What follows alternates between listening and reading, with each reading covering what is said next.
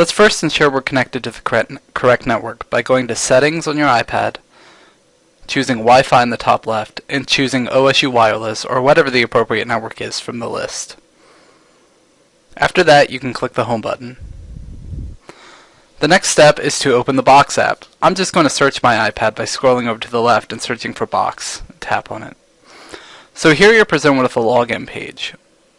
Since we're using BuckeyeBox, we're not using a normal Box account, we're using our OSU password. So click the Login tab, click Other Login Options, type in your OSU email, not Buckeye Mail, your OSU email address, and tap on the Continue button.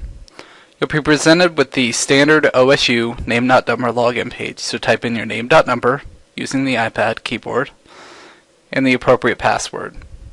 Once you're signed in, that window will close, and you'll see all of the files that you've previously saved to Box. So first things first, we're going to show you how to create a folder. So click wherever you want this folder to be, and then down on the lower left-hand corner, click the cloud with a plus button. That will bring up a list of options. This time choose Create a New Folder, and type a name. Once you have a folder, you can choose it from the list after it's been confirmed as created. And anything that you add from this point will be saved to this folder automatically. So to add content, there's a button on the lower left with a cloud and a plus sign. Once again, lower left. There's also one on the top right. You can use either of these for this step. Right now, I'm going to choose Create in Notability.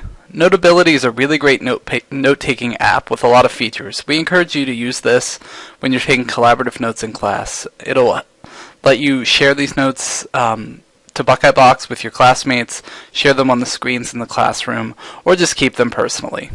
There are a lot of really nice features, and I encourage you to play around with it. One of the really cool features is that you can not only type but write. You can import PDFs so you can annotate documents. There's even an audio recording feature up on the top toolbar. The audio recording feature will synchronize with any notes that you handwrite or type, so you can pull up audio from specific moments or ideas, even if you're just doodling or creating visual notes. Once you're done taking notes, click the back button that says Box in the top left corner, and everything will synchronize to your Box account automatically. Back in the Box app, we can now add a video or photo that we've taken in class. So to do that, I'm tapping on the cloud icon with the plus in the top right corner, and I'm going to go to Choose Photos or Videos. This will pull up all of the photos and videos that I've saved to this particular iPad. So from this, I'm just going to choose a video that I already have on my iPad, which I believe is of my living room. So let me first tap through my list, select the video, and you'll see the upload notification, or the upload progress bar at the top. Let's just wait a moment for that to complete. And once it's done, you'll be able to preview this video, name the video, anything like that you would like to do. We encourage you to name things appropriately if you're sharing them with others so that everyone has a clear idea of what the video is. Otherwise, Box will automatically name it with the date and time that it is recorded, which might be okay.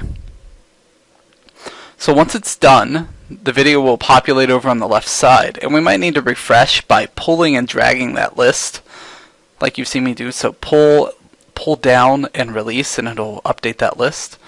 And once it's there, tap on it, click a play button, and you can preview the video. I'm in the same area as last time, and this time I'm going to record a video directly to Box. So to do that, there are the two cloud icons in the top right, and if you see that you click the one in the top right, you'll get a weird skinny video, so I don't encourage you to do that. I'm just going to close that and click the cloud with the plus icon in the lower left, go to Take Photo or Video, and you get the full screen video just like you would in the camera app. So I'm going to make sure that my slider down on the bottom is switched to video, then I'll hit the record button and just record a video for a few seconds.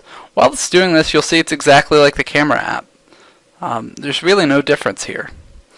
But when you're done, that's where the magic happens. So when you're done, Box will ask you for a file name, and you can type a group name or anything that's relevant. You might want to consult with your instructor. And as soon as you give it the name, it'll start uploading the file to Box. Depending on the length of your video, this could take a few minutes, so we encourage faculty to leave a little bit of lead time. So now when I refresh the list, you'll see that the video is already there. So the last thing we want to cover is a review of the two add content icons in the lower left and the top right, the clouds with the plus. So if you tap on either of those, you'll get the option to take photo, choose video, or create notability. Remember, those are all the same, top and right, it's just your preference. The last thing we want to do is tap on the gear all the way on the bottom, and once that pops up, you'll see some account options. Go ahead and click log out as soon as you're done. That'll make sure that anything you have on Box won't be accessible by any other person using the iPad. Although assuming the iPads are plugged in, they should be erased between every class session.